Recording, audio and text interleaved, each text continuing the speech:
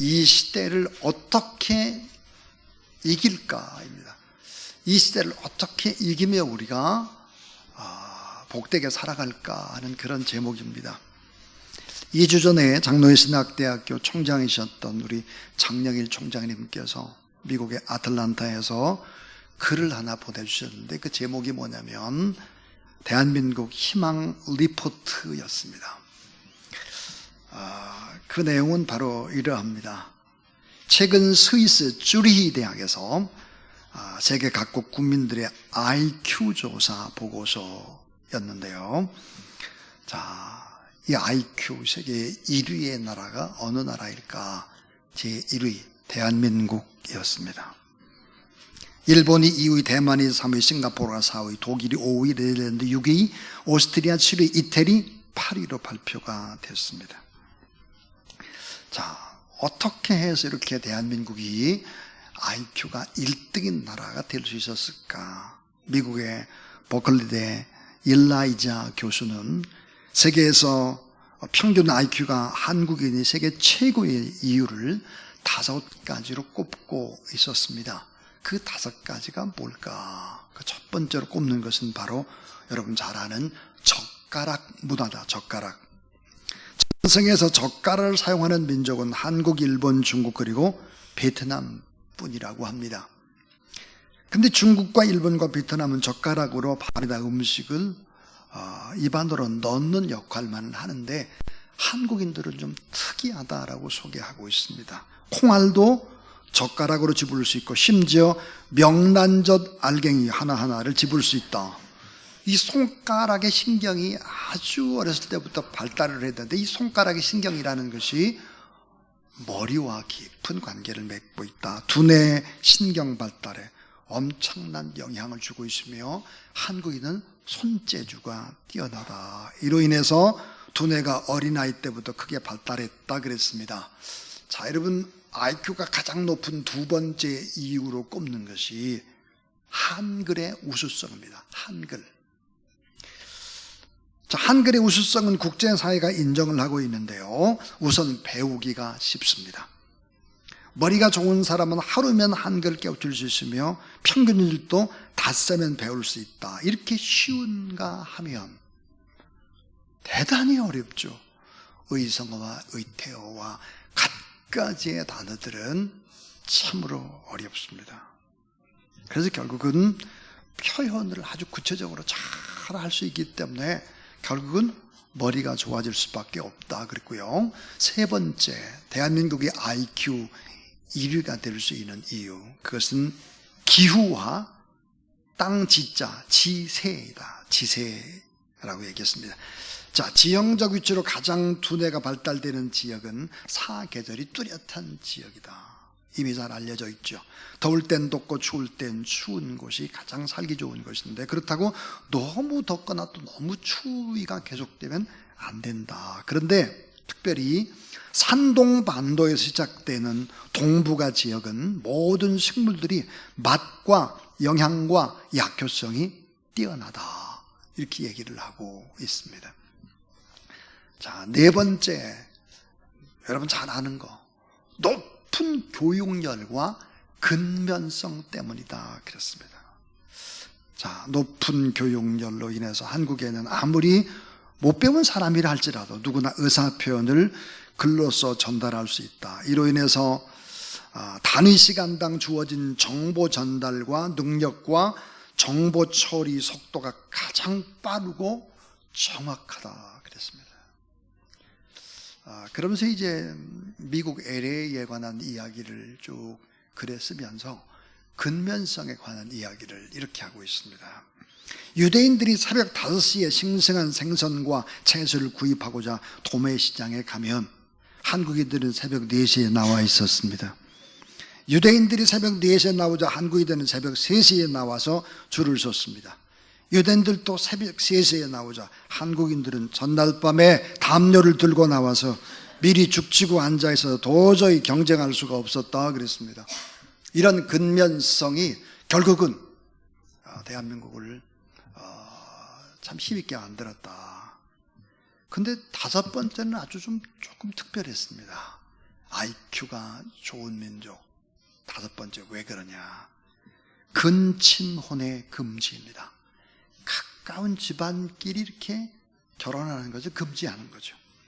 동물의 근친 교배 또는 가까운 일족 간의 결혼이 여전히 DNA에 상당한 문제를 일으킨다는 점은 우리가 이미 잘 알고 있는 바입니다. 일본은 오누이 간에도 결혼이 가능하죠. 아랍계인 경우는 사촌 간의 결혼, 거의 당연시되고 있습니다. 심지어 종의 기원으로 유명한 찰스 다윈도 사촌과 결혼을 했다 그럽니다. 이 사촌 간의 결혼을 법으로 금지한 나라, 한국을 포함해서 중국이나 베트남 정도다 이렇게 얘기를 하고 있습니다. 자, 그러니까 희망 레포트, 자, 대한민국의 희망과 비전이 참 드러나고 있는 좋은 얘기였습니다. 그런데 이제부터는 좀 좋은 얘기가 아니라 어두운 얘기를 해야 하겠습니다. 자, 오늘 예배드리는 우리 성도들 가운데 어르신들, 여기 있는 대부분들이 다 놀라운 경험을 지금 하고 있습니다. 세계 역사 속에서 이 같은 유래를 찾아볼 수 없죠. 대한민국의 5,000년의 역사 기록 가운데 우리 성도들은 놀라운 기적을 지금 맞이하고 있습니다. 자, 제가 태어나고 어렸을 때 초등학교, 시골의 초등학교는 1,200명이었습니다.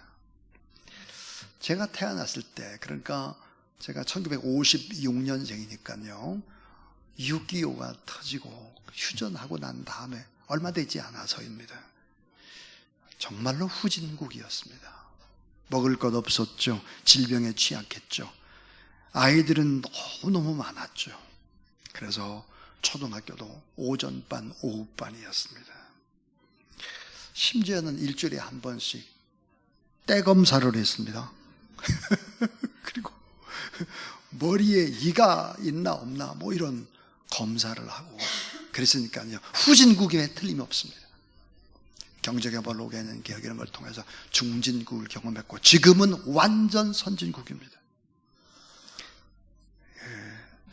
선진국의 사람은 저렇게 하품을 하지 않는데 송파구, 주사랑교회가 있는 송파구는 선진국의 모습 그 자체입니다. 미국이나 캐나다에서 온 친구 목사님들 보면 깜짝 놀라요. 어떻게 몇 년 사이에 이렇게 달라질 수가 있느냐. 혀를 내두르죠.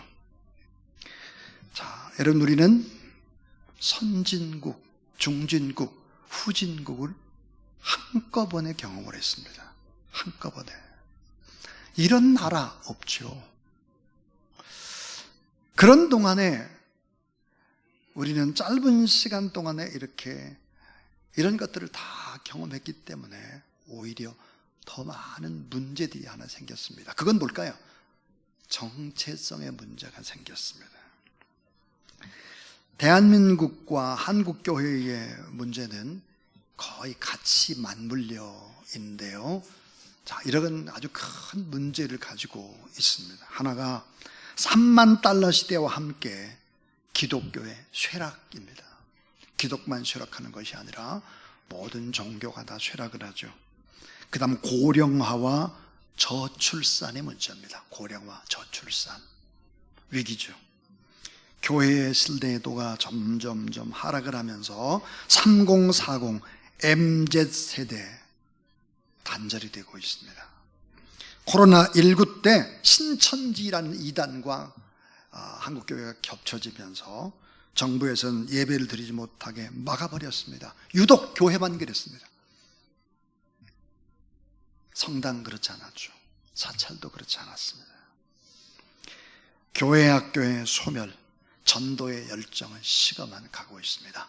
또 주의 복음을 땅 끝까지 증거하겠다는 이 선교의 열정도 식어가고 있죠. 통일 시대를 준비하지 못하고 정치화를 따라가는 교회입니다. 정치화를 따라가면 안 되는데요. 그거와 우리 역행을 해야 되는데 교회 안에서 남과 북의 아름다운 통일을 위해서, 복음적인 통일을 위해서 뜨겁게 기도하는 열정들이 또 식고 있죠. 교회의 양극화, 세상의 양극화뿐만 아니라 교회도 보니까 빈부의 격차가 심해지고 있습니다. 가정의 신앙교육의 실패입니다. 우리를 가장 또 가슴 아프게 하는 것이 뭘까? 나라와 민족의 미래를 짊어지고 나가야 될 우리의 청년들의 문제입니다. 60대 이상의 고령층은 자살이 많이 낮아졌습니다. 그런데 여러분 놀랍게도 20대 사망의 절반은 자살입니다. 자, 20대 사망의 절반은 자살이라 이렇게 얘기하고 있죠. AI 시대의 청년들이 결국은 이탈 현상이 돼서 청년들은 뭐가 됐나? 미전도 종족이 됐습니다. 자, 하루에 10시간 이상씩 핸드폰을 보죠. 그래서 스마트폰이 교주가 됐어요. 스마트폰에 완전 중독이 되어 있습니다. AI, 또 챗GPT, SNS 등등. 특별히 인공지능 AI가 생성형 AI에서 창작 세계에 도전을 했습니다. 글을 쓰죠. 그림을 그립니다. 동영상까지 만들고 데이터를 분석할 뿐만 아니라 콘텐츠를 제작합니다. AI가 그린 그림이나 사진에 꼬박꼬박 다 속습니다. 자, 도널드 트럼프 전 미 대통령이 수갑을 찬 모습으로 경찰에 체포되는 장면, AI가 만든 거죠. 거짓말입니다. 프란시스코 교황이 하얀색 발렌시아 롱패드를 입은 사진도 AI가 만든 가짜였습니다. 우리나라는 한번 여러분 생각을 해보세요. 대한민국 지금 총선이 한 달도 남지 않았습니다. 근데 여기에 만약에 여야의 또 국회의원 후보에 대한 잘못된 것들을 AI가 만들어서 유포한다면 완전히 국민을 속이는 일들이 벌어지게 될 것입니다. 자, 이런 상황 속에서, 이 같은 시대의 위기 속에서 우리는 어떻게 살아가야 될까? 정말 이 세상에서 가치 있고 의미 있고 행복한 삶을 살고 그러기 위해서는 우리가 어떻게 살아야 될까? 이런 부분들의 문제를 아주 심도 있게 고민을 해야 될 때입니다. 오늘은 아주 본질적인 이야기, 이 위기의 시대에 우리가 어떻게 세상을 이기며 복되게 인생을 살아낼 것인가에 관한 이야기 4가지 하려고 합니다.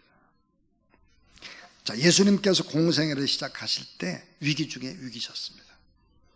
하나님께서는 결국은 얼마나 위기였는지 자신의 아들을 이 땅에 보내주십니다. 그리고 인간의 근본적인 문제를 해결해 주시죠. 자, 이 위기 시대에 이 위기를 극복해내기 위해서 우리가 필요한 4가지, 그 첫 번째가 뭘까? 교회가 무엇인지를 바르게 아는 것입니다. 자, 교회는 뭘까요? 영광스러운 신적 기관이 교회임을 여러분 믿으시길 바랍니다. 교회는 주님의 몸입니다. 교회의 머리가 누굴까? 예수 그리스도입니다. 교회는 진정한 치유와 회복, 바른 자상을 회복하고 구원의 통로가 될 뿐만 아니라 축복의 통로가 되고 동시에 나라와 민족과 많은 사람들이 저주와 심판을 막아낼 수 있는 곳이 바로 교회죠. 자, 여러분, 교회는 구약 성경에 억울한 죄인들이 마지막으로 숨을 수 있는 곳, 도피성입니다. 살인한 죄수가 숨을 수 있는 마지막 도피처, 그 도피처가 6곳에 있었습니다. 그리고 도피처에 빨리 숨을 수 있도록 큰 판말로 도피성, 여기로 가면 도피성입니다.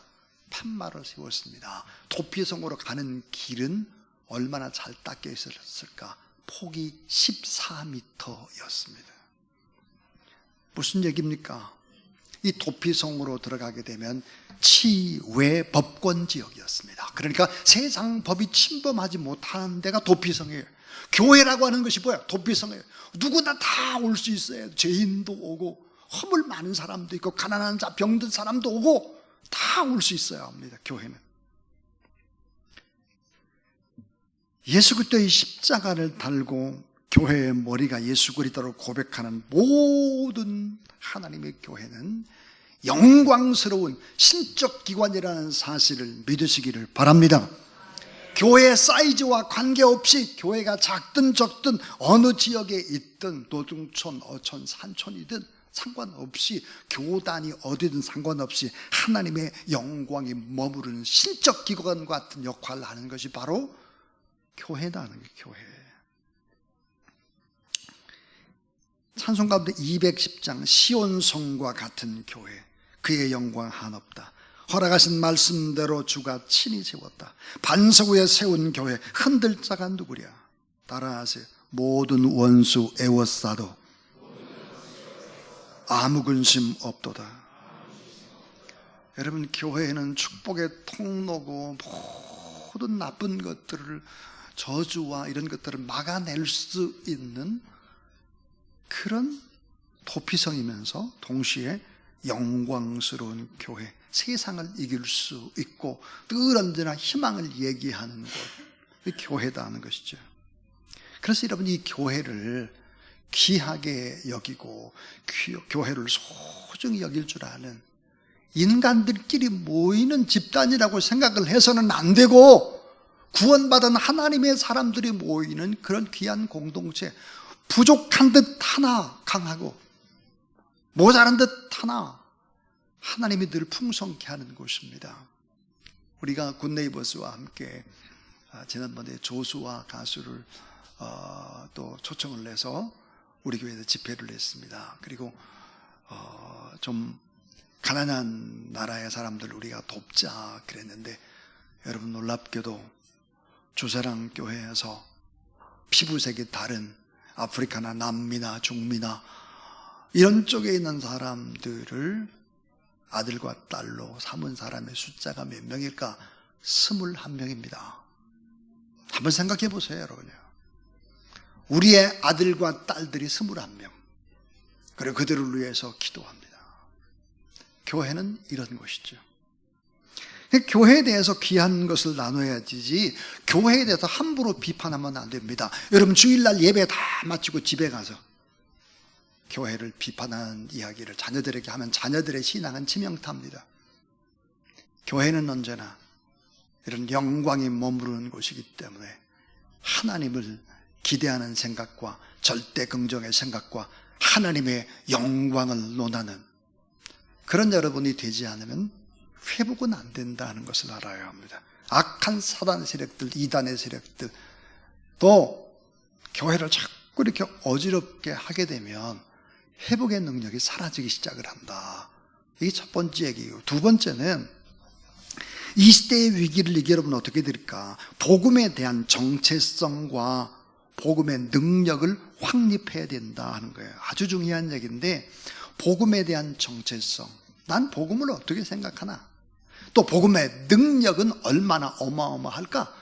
이거를 알아야 된다는 거죠. 마가복음 1장 9절부터 11절에서 예수님께서는 어떻게 광야 같은 세상을 무엇으로 이기셨을까? 철권 통치 로마의 세력들을 어떻게 이겼을까? 많은 변질된 이단의 세력들이 있는데 이 이단의 세력을 어떻게 이겼나? 원수막의 세력을 어떻게 이기고 하나님의 뜻을 이뤘나?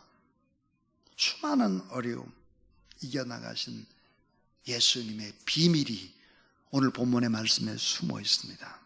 오늘 말씀을 보면 위기 시대를 이길 수 있습니다. 마가복음 1장 9절입니다. 그때 예수께서 따라하세요.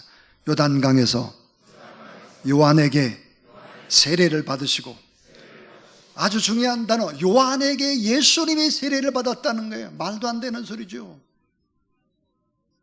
자, 요한의 세례가 뭔데요? 마가복음 1장 4절에 보니까 세례 요한이 광야에서 이르러 죄 사함을 받게 하는 회개의 세례를 전파하니, 죄 사함을 받게 하는 회개의 세례를 전파했다.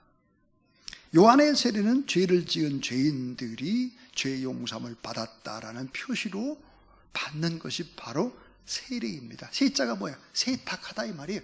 깨끗하게 씻다, 세례. 깨끗하게 씻는 예식이 세례 예식인데, 예수님은 죄가 없는 하나님의 아들인데 왜 죄 씻는 예식을, 요한의 세례를 받아야 되는가? 그 이유는 뭘까? 죄인의 세례받는 그 자리에 주님께서 대신 서주셨다는 거예요. 대신 서주셨다. 주님이 나를 위해 죽으시고 나를 위해 고난을 받으셨다. 여러분, 기독교는 윤리를 뛰어넘는 초윤리의 종교입니다. 초윤리. 이게 뭘까? 예수님이 죄인의 자리에 앉았어요. 오늘 우리가 예수 그리스도를 믿는 사람이라면 어떤 사람이 죄를 짓고 힘들어하고 어려워하고 있어요. 그 죄를 내가 대신할 수 있는 사람들, 예를 들어서 나라와 민족이 지금 어려워요. 나라와 민족이 분열되고 어려운 거 이게 내 탓이고 나 때문이다라고 생각을 하고, 무슨 교회 문제나 어떤 주변에 무슨 많은 문제가 생겼을 때 그건 나 문제다라고 생각을 하는 것입니다. 내 가슴을 칠 줄 아는 것이죠. 여러분, 이게 뭘까요? 기독교인들은 바로 윤리를 뛰어넘는 초윤리의 사람들이라는 거죠. 수준이 그렇게 돼야 되는 것이죠. 자, 창조주 하나님께서 죄인인 나를 사랑해 주셔서 내 죄를 대신 담당하신 창조주가 뭐가 됐어요? 구속주가 됐다는 거예요. 대속주가 됐어요. 그래서 이 복음은 뭘까요? 따라하세요. 복음은 하나님의 능력이다. 자, 복음 안에서 하나님의 은혜와 하나님의 사랑을 생각한다면 어떻게 될까요? 은혜와 사랑 때문에 나를 부인할 수 있습니다. 나를 부인해요. 그리고 나는 빚진 자구나. 수많은 사람들 앞에 나는 빚져 있다. 교회 안에도 새벽기도 나왔는데 늘 기도하는 사람들 때문에 나는 지금 산다. 빚져 있어요. 주사랑 교회가 중보기도 하기 때문에 내가 산다. 빚진 자예요. 이런 빚진 의식을 가지고 교회 생활을 해야 되지. 내가 뭘 좀 잘났다고 고개 바짝 쳐들고 교만하고 이렇게 하면 안 되는 거예요. 이 복음에 대한 정체성 가지고 복음의 능력을 확립하지 않으면 안 된다 하는 거예요. 자, 지난 삶이 너무 불행했던 사람이 어느 날 찾아온 행복에 낯설어 합니다. 행복이 왠지 몸에 맞지 않는 옷처럼 너무 어색합니다. 불편하고 또 불안한 행복이죠. 그 이유는 이전의 삶에서 만들어진 과거의 상처로 인해서 어두운 나의 자아상 때문에 좋은 것이 와도 좋은 줄을 몰라요. 행복이 와도 행복한 줄 몰라요. 자아상이 잘못됐기 때문이죠. 과거의 여운이 현재의 삶을 덮고 있어서 마치 자신은 행복을 누릴 권리가 없는 사람인 것처럼 스스로를 홀대한 것입니다. 예를 들어서 성형수술로 얼굴을 고치고 난 후에 멋지게 바뀐 자신의 모습에도 불안합니다. 외모는 거쳤지만 어때? 내 자아상, 숨은 내 자아의 얼굴을 고치지 않았기 때문에 얼굴을 아무리 뜯어 고쳐도 불안한 거예요. 내 내면의 얼굴을 뜯어 고쳐야 되는데, 팝의 황제 마이클 잭슨이 그랬습니다. 거듭난 수술로 그 얼굴은 계속 망가져갔죠. 돈과 인기에도 채워지지 않는 내면의 갈증. 내면의 갈증 때문에 부끄러움이 있었기 때문에 결국은 짙은 선글라스와 반쪽 얼굴을 가린 그의 모습에서 불행은 역력했습니다. 그 인생의 결말은 어땠을까요? 스스로 목숨을 끊는 자살입니다. 자, 과거의 사랑에 깊은 상처를 가진 사람은 새롭게 다가오는 사랑을 의심합니다. 예수 그리스도의 십자가의 사랑 잘 믿지 못하는 거예요. 나를 얼마나 사랑하고 나 같은 죄인을 하나님이 너무 사랑하고 앞으로도 나를 사랑한다는 이 사실을 못 믿어요. 못 믿으니까 어때요?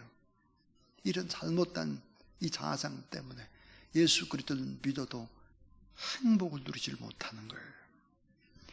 진정한 창조주 하나님, 구속주 예수 그리스도의 사랑으로 다시 시작하고 거듭남의 새 시작, 새 피조물의 삶의 기적처럼 다시 새롭게 회복되는 그런 우리 모두 다 될 수 있기를 주의 이름으로 축원합니다. 한국 사회에 찾아온 만연한 병 중에 하나가 뭘까? 그것은 이 정도면 충분한데, 누릴만도 한데 늘 결핍 증상이 있어요. 꽤 실력이 있는데도 불구하고 자신감이 없고 주눅 들어 있습니다. 먹고 살만한데 여전히 가난하다라고 하는 움츠림 속에서 삶을 살고 있죠. 화려한 SNS를 보면서 열등감에 시달리고 있습니다. 이게 뭘까요? 아직도 내가 누구인지를 모르는 거예요.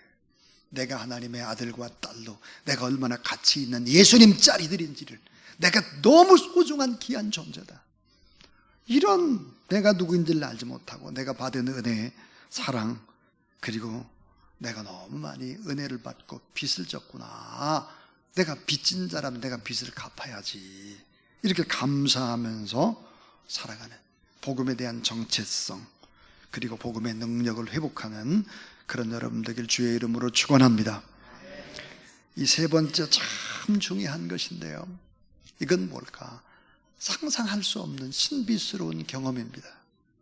그것은 위로부터 임하는 기름 부으심의 능력을 회복하라. 따라하세요. 위로부터 임하는 기름 부으심의 능력을 회복하라. 자, 하나님께서 위로부터 주시는 성령의 능력입니다. 마가복음 1장 10절에 보니까 곧 물에서 올라오실새 하늘이 갈라짐과 성령이 비둘기같이 자기에게 내려오심을 보시더니 그랬습니다. 여러분, 성령이 우리 가운데 임하게 되면 어떻게 될까요? 사모하는 자에게 하나님께서 성령을 주시고 말씀을 사모하는 자에게 기도하고 찬양할 때 성령의 기름 부으심을 우리에게 하나님께서 허락해 주시는데요, 자, 성령의 능력, 선물, 영적인 전이, 이동이 일어나기 시작을 합니다. 자, 성령의 능력이 우리 가운데 선물처럼 임하는 것을 뭐라고 할까? 임파테이션이라고 그래요. 임파테이션. 영적으로 하나님이 각자에 맞게 분배해 주시는 능력, 임파테이션입니다. 자, 기름 부으심의 능력, 위로부터 임하는 능력, 이런 능력이 얼마나 중요할까? 세상을 이기며 나가는 신비스러운 하나님의 능력에 관한 경험들이 반드시 있어야 된다는 거죠. 자, 누가는 알았습니다. 누가복음 24장 49절에 보니까 볼지어다 내가 내 아버지께서 약속하신 것을 너에게 보내리니, 따라하세요. 너희는 위로부터 능력으로 입혀질 때까지 이 성에 머물라. 자, 위로부터 하나님의 능력이 너희들 가운데 임할 때까지 이 성에 머물러야 된다. 사도행전 1장 4절에 보니까 아버지께서 약속하신 것을 기다려라. 예루살렘 떠나지 말고 기다려라 그랬습니다. 저는 성공의 신부였던 토레이 신부님 태백의 예수원에 자주 가곤 했습니다. 기도하러 가는 거죠. 근데 보면 하나님의 말씀을 증거하시고 나서는 이야기를 합니다. 턱턱 이 공간에 하나님이 어떻게 역사합니다. 여기 마음이 아픈 사람, 몸이 아픈 사람인데 하나님이 고치십니다. 그리고 뜨겁게 기도하고 또 영적으로 회복되고 또 방언의 은사가 임하고 성령의 능력이 임하는 것들을 경험했습니다. 저는 싱가포르에 이제 가서 콩희 목사님이라고 계십니다. 시티 하베스트 교회인데요, 세계에서 젊은이들이 가장 많은 교회. 평균 연령이 35세밖에 되지를 않아요. 이런 분들, 자, 싱가포르의 큰 경기장에 다 모였습니다. 세계에서 온 많은 사람들이 모였죠. 그리고 기도를 합니다. 기도를 할 때 다 서서 기도를 할 때 가까이서 이제 머리에 손을 대죠. 그럼 싹 쓰러지는데 곡식단이 그냥 쫙 쓰러지는 것처럼 전부 다 쓰러지는 거예요. 여러분, 쓰러지는 것이 뭐 별거냐? 별거 아닙니다. 그러나 다 쓰러지는 것이죠. 성령의 능력이 역사하면 그렇게 된다는 거죠.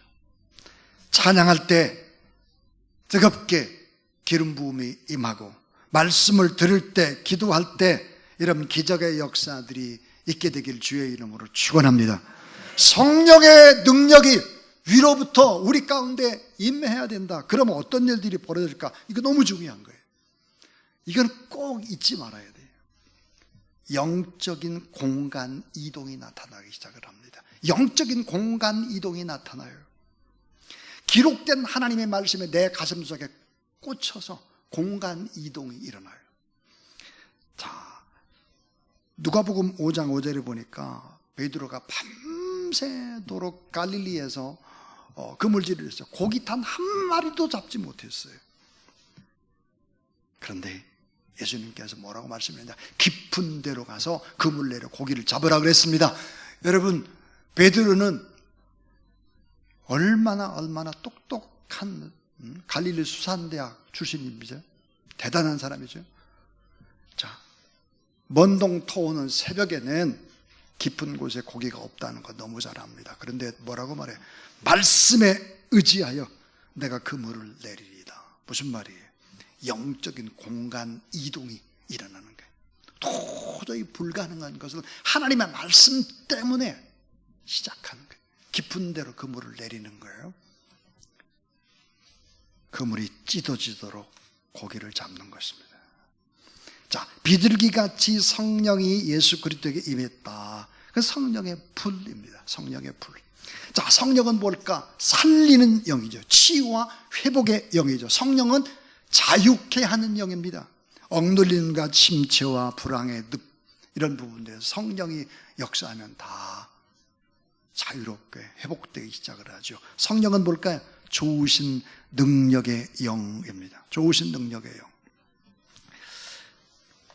은퇴하신 목사님께서 저희 교회에 때로는 2부 예배에 유튜브로 참여하기도 하시고 3부 예배도 참여하시기도 하세요. 자, 은퇴하신 목사님이시기 때문에 본교회는 안 나가시고 유튜브로 참여를 하기 때문에 주일 오후가 되면 다른 교회에 설교 잘하는 목사님들 유튜브를 4편, 5편 이렇게 본대요. 근데 이분이 어느 날 저한테 전화를 하셨어요. 그러면서 설교를 5편을 들어봤는데 이 5편 가운데 설교는 딱 둘로 나눠진다는 거예요. 하나가 뭐냐? 불이 있는 설교냐, 불이 없는 설교냐. 불이 있는 설교, 불이 없는 설교. 그렇게 나눠지더라. 이렇게 말했습니다. 성령의 불. 인간이 도저히 이해할 수 없는 하나님이 역사하는 그런 위로부터 임하는 임파테이션의 경험이 여러분에게 반드시 있게 되기를 주의 이름으로 축원합니다. 자, 마지막 4번째입니다. 마지막 4번째. 수많은 문제를 이길 수 있는 것이 뭘까? 그것은 하나님의 음성을 들어야 합니다. 하나님의 음성. 자, 마가복음 1장 11절입니다. 하늘로부터 소리가 나기를 너는 내 사랑하는 아들이라 내가 너를 기뻐하노라 하시니라. 예수님이 세례를 받을 때 하늘로부터 이런 소리를 들었어요. 너는 내 사랑하는 아들이다. 내가 너를 기뻐하노라. 이 말씀은 예수님께서 삶에 많은 어려움들을 겪을 때도 이 말씀 때문에 결국은 이기는 거죠. 여러분도 마찬가지예요. 하나님 앞에 예배드리고 새벽 기도하고 성경을 읽고 귀퇴하는 동안에 하나님의 음성을 생생히 들을 수만 있다면 너는 내 사랑하는 아들이고 내 딸이다. 내가 너 때문에 너무 기쁘다. 이런 얘기를 들을 수 있다면 이런 지금 자리에서 박차고 일어나고 위기를 극복할 수 있는 새 힘을 하나님의 음성에서 찾는 그런 여러분 되길 주의 이름으로 축원합니다. 오늘 제가 하나님 앞에 기도와 깨달은 것이 있습니다. 그리고 하나님 앞에 이렇게 기도했습니다. 하나님, 저도 사도 바울처럼 하나님의 음성을 들을 수 있다면 저도 바울처럼 일할 수 있겠습니다. 하나님의 음성을 저에게도 들려주세요. 하나님의 음성을 듣는다면 제가 순종하겠습니다. 하나님의 음성을 듣는 그런 여러분 되길 주의 이름으로 축원합니다. 저는 어젯밤 교회에 늦게까지 있었습니다. 6시 30분이었습니다. 지금 막 하나님의 음성을 들어야 합니다. 그리고 마가복음 1장 11절 말씀을 제가 기록을 했을 때 문이 똑똑똑 두드리는 거예요. 제가 이제 문 똑똑 두드리는 강도를 보면 아 누구구나 알 수 있습니다. 예를 들어서 연동호 집사님이 똑똑똑 연 집사님 왔구나 이게 아는데 우리 교인에 이게 두드리는 게 아니에요. 처음에 이제 좀 살짝 두드리다 대답이 없으니까 막 크게 두드리더라고요. 문을 열었어요. 아주 작은 키에, 키가 뭐 보통 작은 게 아니에요. 앞니 다 빠졌어요. 남루한 옷차림이에요. 근데 제가 문을 열자 딱 내놓은 게 뭘까? 1,000번째 헌금입니다. 1,000번째 헌금 드리기 위해 찾아왔습니다. 그래요. 그리고 기도를 받고 싶다 그랬어요. 그래서 이제 한동안 이야기를 나눴습니다. 근데 이분이 이렇게 말했습니다. 목사님, 제가 꼭 필요해서 그런데 쌀 80kg 한 가마니 값만 좀 구워주세요. 그렇게. 그 나중에 보니까 27만 5천 원이래요. 이 80kg짜리. 딱 하루만 빌려주세요. 그러더라고요. 그래서 그래요. 왜 그러시는데요? 그럼 물어봤더니 하여튼 이유는 묻지 말고 하루만 빌려달래요. 그래서 꼭 필요하면 제가 빌려드리죠. 제가 지금 근데 수중에 돈은 없습니다. 그랬더니 이분이 하는 말이 이번에 또 말이 바뀌어가지고 밀가루 10푸대값 좀 빌려주세요 이러더라고요.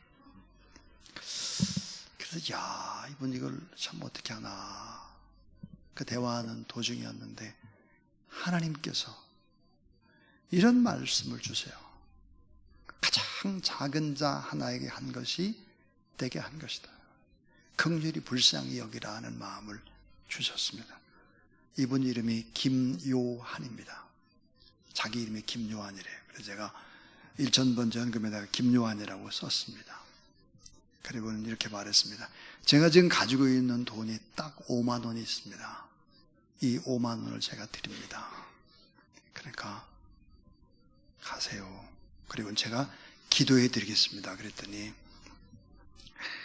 기도는 안 받고 주일 예배가 몇 시입니까? 그래서 9시 오고 11시입니다. 그럼 제가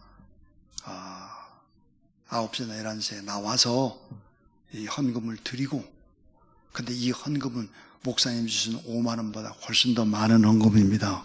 그러더라고요. 봉투 모르죠. 제가 뭐 돈이 얼마인지 모르는데 30만 원 이상이 들어있다고 그래요. 그래서 알았습니다. 그럼 오셔서 그럼 헌금을 그럼 하시죠. 그리고 나서 본인이 기도를 받겠다고 그랬어요. 그래서 오늘 2부 예배 왔나 봤더니 안 왔어요. 오늘 3부 예배 안 왔습니다. 근데 제 마음이 참 편했습니다. 제 마음이. 설교를 준비하는 제 마음이 참 편했어요. 기뻤습니다. 사랑하는 여러분, 우리가 수많은 많은 어려움이 있지만 이 많은 어려움을 이길 수 있는 힘이 무엇일까? 그것은 바로 하나님의 음성을 듣는 것입니다. 따라하세요. 너는 나의 사랑하는 아들이다. 너는 나의 사랑하는 딸이다. 내가 너를 기뻐하노라. 이 하나님의 음성을 들을 수 있다면,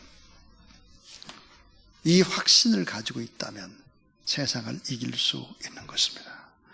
우리의 삶에 어려움이 있어도 반드시 해답이 있음을 믿으시길 바랍니다. 우리는 하나님의 음성을 듣고 믿음의 용량을 키워야 합니다. 믿음의 용량을 키워라. 고린도전서 4장 15절.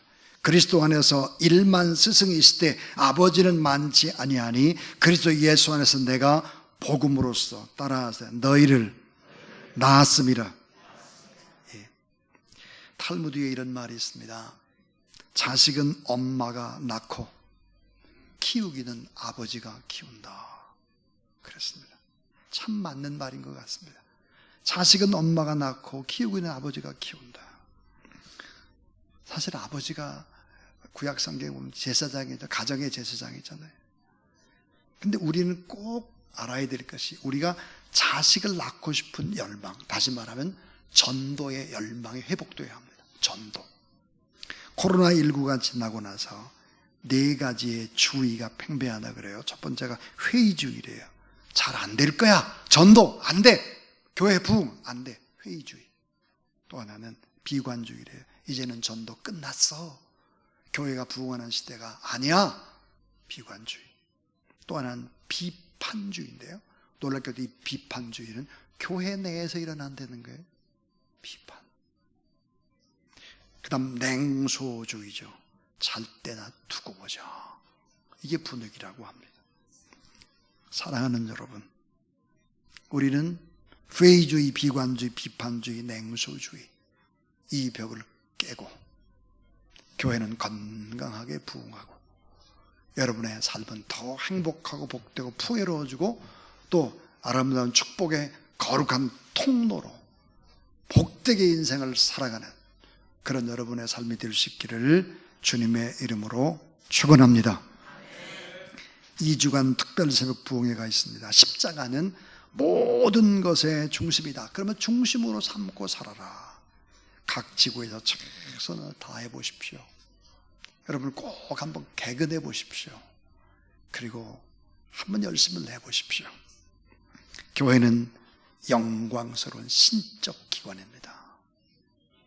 복음에 대한 정체성과 복음의 능력을 우리는 경험하고 위로부터 임하는 기름 부음의 능력을 회복하고 하나님의 음성을 들으면 오늘의 위기를 반드시 극복하고 2024년도가 최고의 축복된 하나가 될 것을 믿습니다.